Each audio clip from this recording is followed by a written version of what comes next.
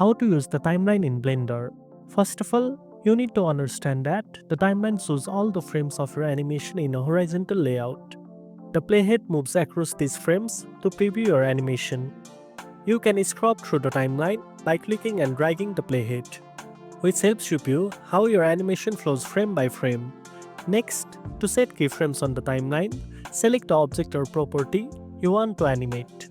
Move the playhead to the desired frame and press the I key to insert a frame. This records the current state of your object at that frame.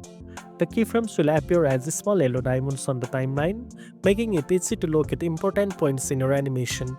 You can also adjust the start and end frames of your animation using the range selectors found in the timeline.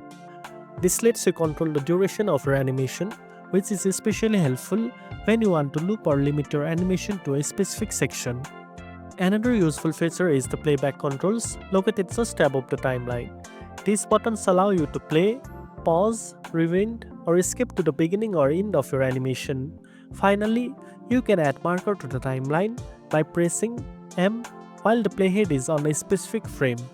And that's it. Now you know how to use the timeline in Blender.